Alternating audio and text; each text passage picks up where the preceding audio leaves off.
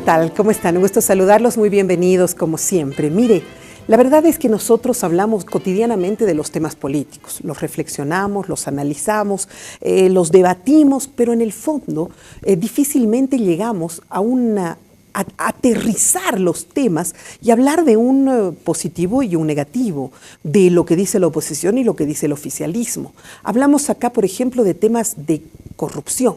Pero ¿cómo podemos pedir que haya un grupo de oposición que hable anticorrupción si ellos también están involucrados? O de gente del oficialismo que se refiera a estos temas cuando tienen también personas que han sido manchadas con la corrupción. La verdad es que estamos como un barco a la deriva. Si bien el gobierno de don Evo Morales actualmente está muy bien, nosotros nos preguntamos ¿qué viene después? ¿Qué viene después? ¿Va a haber una repostulación? ¿No la va a haber? Y claro, la pregunta del millón. ¿Cómo está la oposición? Esta oposición a la que tantas veces hemos hecho referencia, los hemos tenido sentados en esta mesa una y otra vez, ¿están fortalecidos? ¿Están listos como para hacerle frente a don Evo Morales? ¿Hay una cohesión entre ellos? ¿Se han liberado ya de egos? ¿Se han liberado de mezquindades políticas para poder aglutinarse en un solo grupo y trabajar para hacerle frente a don Evo Morales? Las nuevas presencias como la de Waldo Albarracín, Patsy, ¿quién nos dice? Bueno, para hablar de todo ello, y es emocionante el tema, me encanta. Estoy el día de hoy con amigos de siempre, un politólogo de lujo, Franklin Pareja. ¿Cómo estás, Franklin? Bienvenido. Berito, muchas gracias por la invitación. Como siempre, me ha encantado tu introducción. Y a Marcelo, como de costumbre, un saludo muy cordial. Gracias por estar acá. Marcelo Silva, otro gran politólogo igual de lujo. Un honor tenerte como siempre acá, Marcelito, ya liberado de consignas políticas, ¿sí? Gracias, Berito. Hace mucho rato ya. Hace varios meses ya liberado. ¿En el Consejo Municipal? No, hace mucho rato. ¿Otra vez has vuelto a ser el politólogo? El politólogo. De mis amores. Así que contigo vamos a... Muy bien, me alegra mucho. Franklin. Para poder hacer una reflexión al respecto, necesito de verdad que ninguno de los dos tenga una camiseta política. Si bien a Franklin se le ha dicho muchas veces opositor, también en otras ocasiones ha defendido al oficialismo. Creo que se te ha visto una cualidad bastante objetiva. Así que ahí está, ¿cierto? ¿O eres más oficialista que opositor o más opositor que oficialista? Yo me he dado cuenta que a la gente no le gusta a veces una postura que pretende ser imparcial, porque te tildan de amarillo, ¿no? O sea, te dicen, no eres ni lo uno ni lo otro, o de tibio. ¿No? El punto es que Marcelo, que es mi colega, sabe bien que nosotros como politólogos tenemos que tratar de interpretar la realidad más allá de lo que nos guste o no nos guste. Como decía Nietzsche, más allá del bien y del mal está la realidad. Correcto. Así que procuramos decir lo que está sucediendo y no decir lo que quisiéramos que suceda. Bueno. Y como la objetividad obviamente es inherente a los objetos, siempre tenemos algo de subjetividad en lo que decimos. Así que eso no se puede dejar trascender y en la medida de lo que vemos también adoptamos una posición que creo que es legítima. Me parece muy bien y además valga la aclaración para que la gente entienda que aquí se va a hablar desde la politología, desde la ciencia y no tanto así desde la política que es el ejercicio mismo. Y tú estás en el mismo plano, ¿cierto? Es así. Hay algo que yo quisiera añadir a lo que dice Franklin, que lo comparto plenamente, es el hecho de tratar de no enamorarte de tu objeto también. Esa es una de las cosas básicas. Ya cuando te enamoras de tu objeto, ya es muy difícil, ¿no? Sucumbe el sujeto. Sucumbe, claro. Cierto, es verdad. Entonces, claro, yo creo que la posibilidad, alguna vez Weber ya nos puso ese tema, ¿no? En mesa, en la discusión científica, ¿no? ¿El politólogo es científico o es político? ¿No? Una de las dos cosas. Claro que ¿no? sí. Es muy complejo y yo creo que, además ya por la experiencia que he vivido, es muy difícil pues dejar la ciencia a un lado, ¿no? Decir, señores, están mal, esto no va a funcionar, esto va para este lado. Y eso te puede traer un montón de problemas. A quienes no les gusta escuchar aquello, claro, porque estás haciendo política, ¿no? Porque la política, desgraciadamente, en el último tiempo, y esto para cualquier lado, se ha vuelto en una lógica de obsecuencia absoluta. Y la obsecuencia significa negarte como sujeto, ¿no? Y simplemente obedecer órdenes a órdenes como lineales. Objeto, someterte como objeto. Pero de hecho hay algo que quisiera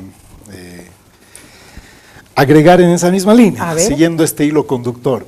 Fíjate, los mejores analistas políticos, particularmente de la escuela pesada, ¿no? La escuela alemana, francesa, inglesa, en fin, donde hay politólogos que tienen pues un devenir realmente desde la teoría y la práctica muy importante, son los que han tenido y han transitado por la vida política. Es verdad. Con lo cual, un analista político que no ha visto, no ha sentido, no ha vibrado, no ha hecho política, tiene una visión muy limitada. Muy de libro. Pero es que, Y a de ver, hecho, es lo mismo que estar en el fútbol. No claro, puedes hacer un análisis de un partido de fútbol Así si no es. te has puesto los quichuques Alguna vez. por lo menos para poder y por eso corretear. muchos de los buenos analistas realmente han tenido una trayectoria dilatada en la política y luego fungen de analistas porque ya se han retirado de la política, pero tienen la capacidad y además el virtuosismo de subirse al balcón Y poder ya observar. no ponerse una camiseta y hacer una lectura en todo el arco histórico. Y además poderlo observar desde otra perspectiva. Tú has estado en la política, Sí, yo he Franklin. hecho Has política, estado, has por sido supuesto, viceministro, ¿cierto? He sido viceministro Muy y bien. nunca lo he ocultado porque en realidad para mí, como les he dicho, es lo que me ha dado mucha experiencia, Sin mucha duda. vivencia y gran parte de lo que hablo hoy en día no es por haber estudiado ciencia política, es por haber vivido la política. Es así totalmente. Yo voy Tú a has ponerle hecho lo mismo. Lo mismo. He estado Consejo He municipal. estado en el Consejo Municipal, he vuelto a la universidad. Pero hay algo interesante en eso, no solamente en el ámbito del análisis, sino el ámbito académico, cuánto te enriquece el hecho Claro. de no solamente acompañar al libro una lectura subyacente, sino lo que significa la experiencia propia. Así ¿no? es. Oh, eso Es bidireccional. Bueno, mi experiencia El beneficio. es todavía Claro. más radical, es mi experiencia, porque Ah, yo he tú hecho también has sido exactamente. política. Yo he sido política, he estado 5 años en el Parlamento, he terminado como jefa nacional de Condepa y luego he entrado en mi maestría y en el doctorado a la politología. Lo que he aprendido es que es dramático el momento de ceguera absoluta que tienes cuando eres político.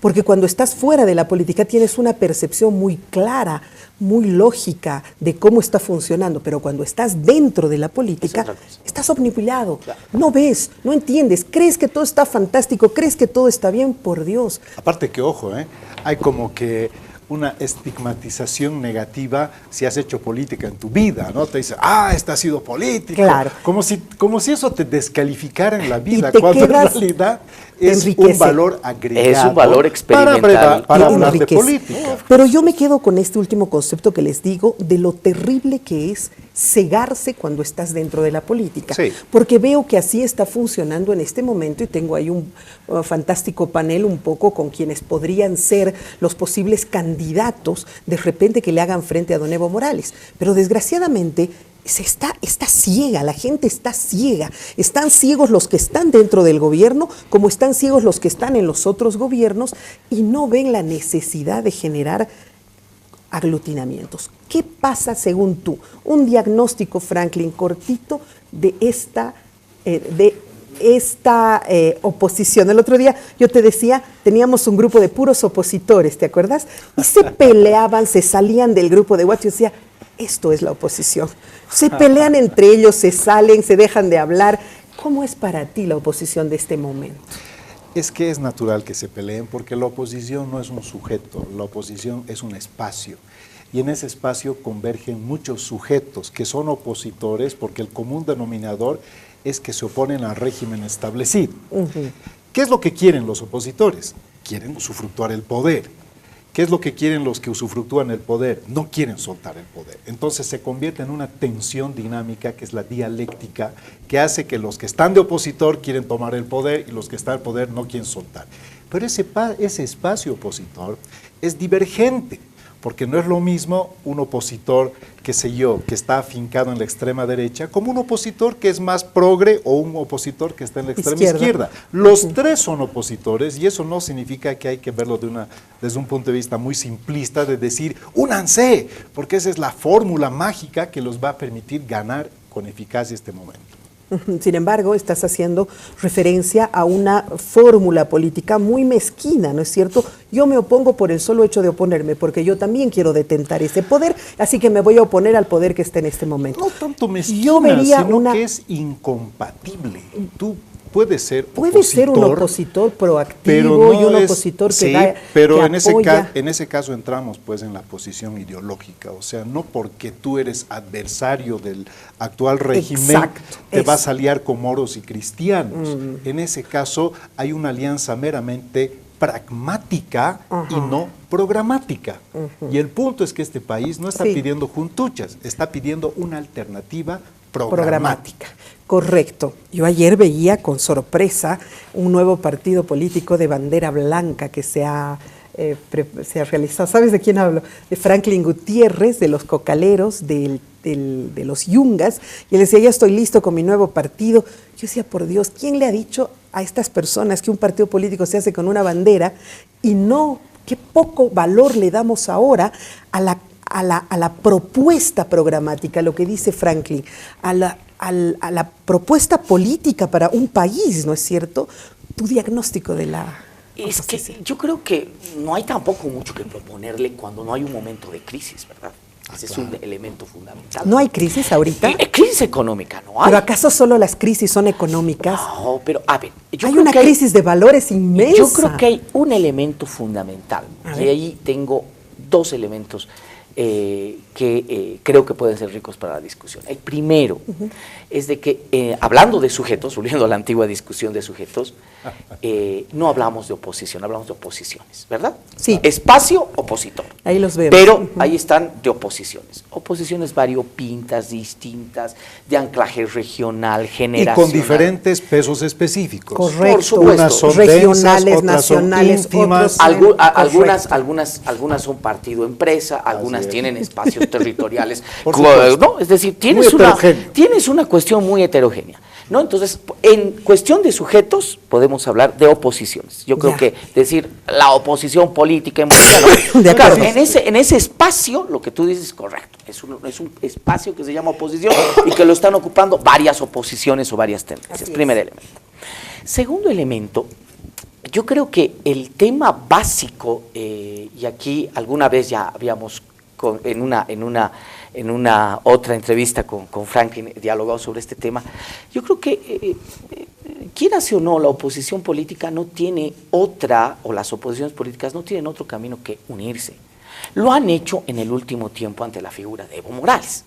Hemos tenido dos frentes, ¿no? Siempre. Primero fue Podemos, con Tuto Quiroga. Luego fue el Manfred, ¿verdad? Y al final fue el Samuel Doria Medina, ¿no? Los tres han estancado calcadito casi un porcentaje de votos en la población. Cerca del 35% han sacado y nunca lograron los más. tres. Y no han logrado más, ¿no? Su techo, creo que Doria Medina llegó al 34, algo más.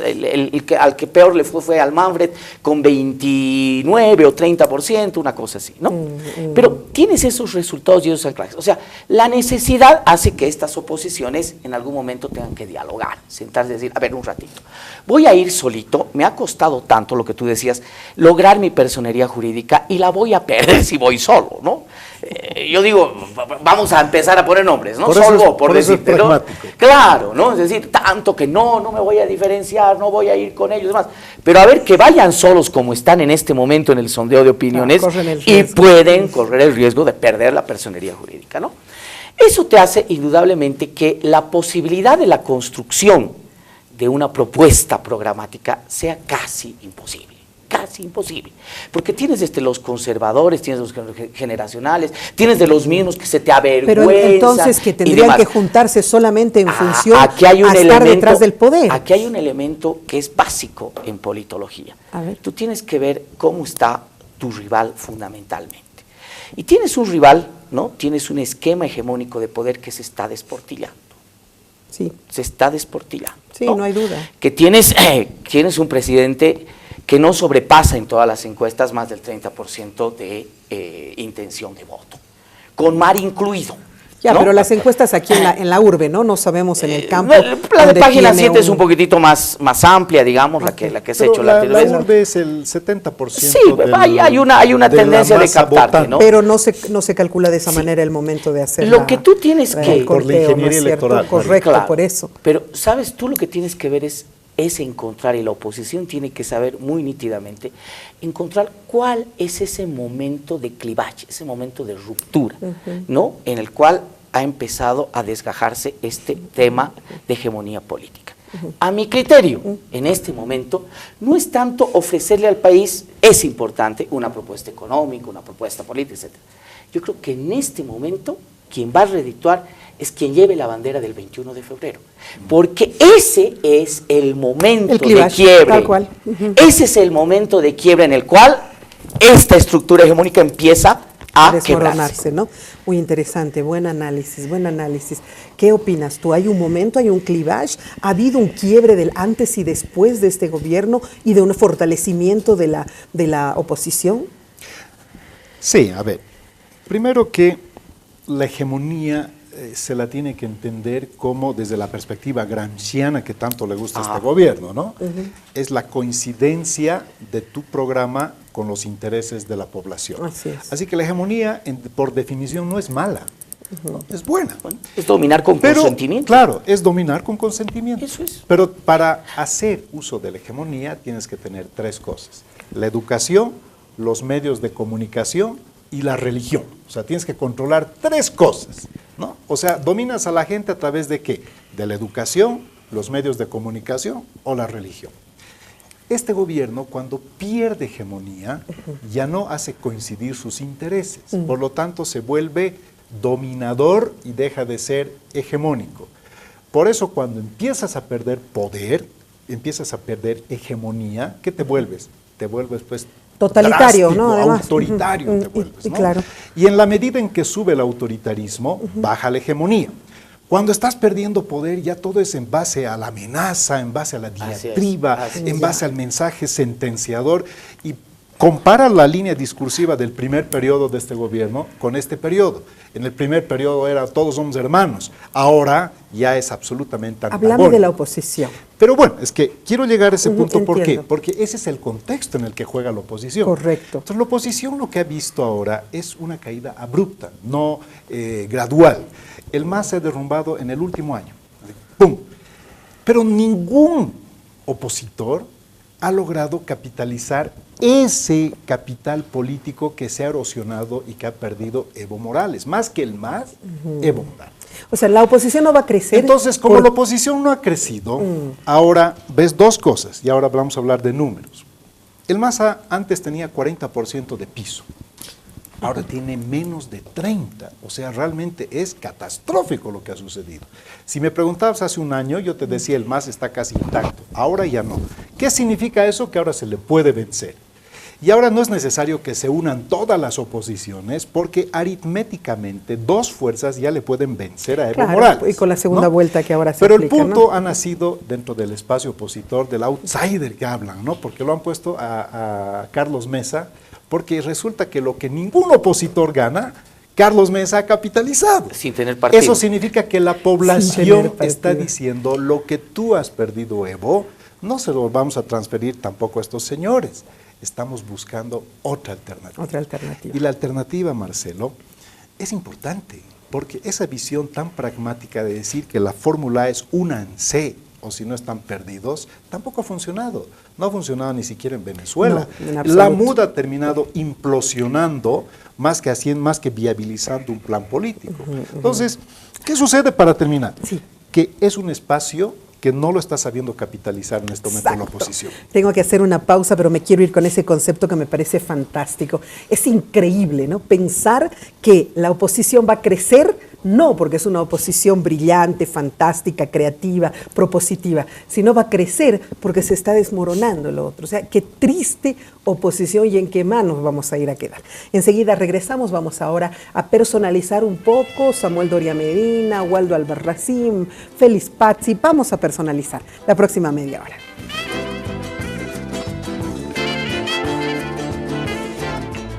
Un agradecimiento especial a 3D Wall, son especialistas en paneles 3D para decoración de interiores, exteriores y también para escenografías.